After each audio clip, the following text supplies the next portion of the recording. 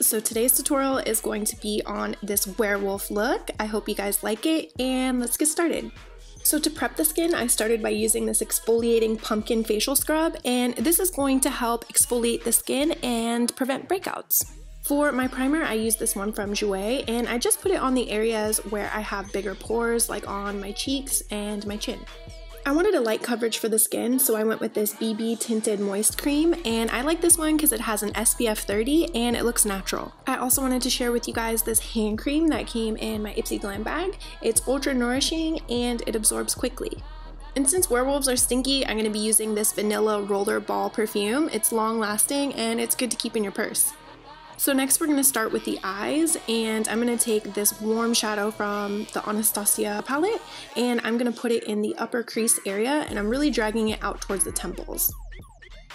Next I'm taking that color called Fudge. It's a darker matte brown, and I'm going to put this in the crease, and I'm also going to be dragging it out towards the temples, just keeping it right below where I put the first color.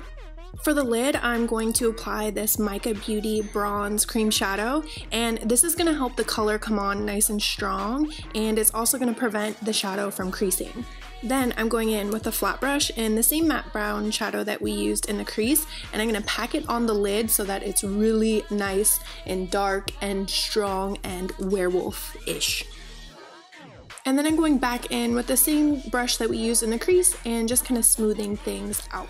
To deepen the eyes even more, I'm going in with a matte black shadow, and I'm putting it in the outer V area, and I'm also applying it so that you can see it on the crease when my eyes are open. Next, I'm adding some powder to the under eyes from Monica Dar just to brighten everything up. For the inner corner, I'm taking this gold shadow from Buxom, and I put it in the tear duct area, and then I brought it down to the nose. And actually, I don't really know if this did anything, but I tried. After I do the tear duct area, next I go ahead and apply my liquid liner, and this is NYC liquid liner. It's my favorite. Next I took Smolder pencil and applied the eyeliner, but I left the tear duct area open. I didn't take it all the way over because then I took the black shadow and extended that line down to kind of open up the eyes.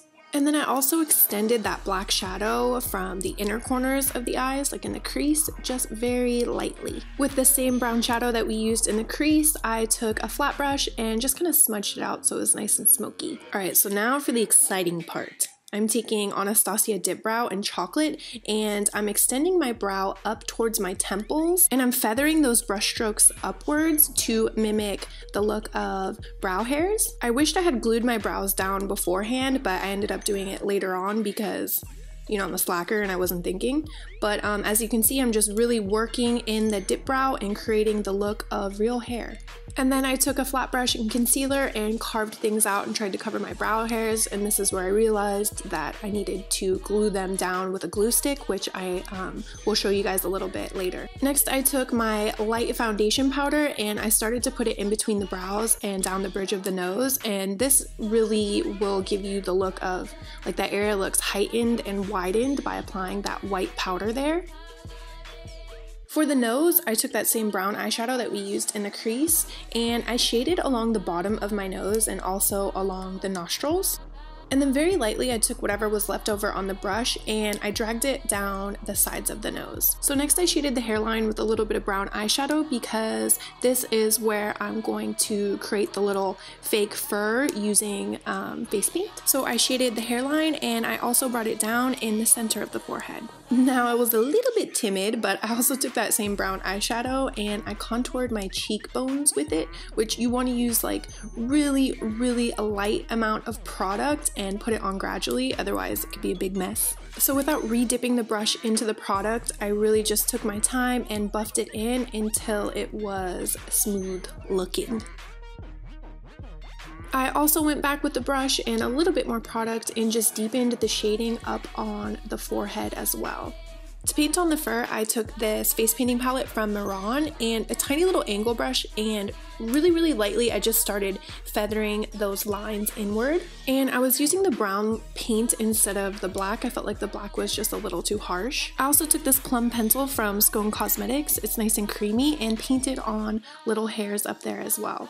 I repeated the same step with the face paint and a small little paintbrush and just painted on those hairs on the cheekbones as well. On the lips, I used this lip liner from MAC in the color called Stone. And then I went ahead and filled in the lips using this liquid lipstick from Anastasia called Sepia, and it ended up being the perfect brown color to match. So now, a little late in the game, I took this glue stick from just like CVS and I ended up covering the brows. It worked really well. This was my first time doing it. And then I went ahead and recovered them with concealer. And I added some yellow contacts to complete the look. I feel like the contacts really just brought the whole look together. I hope you guys like this look. Make sure you tag me in all of your recreations and have a happy Halloween.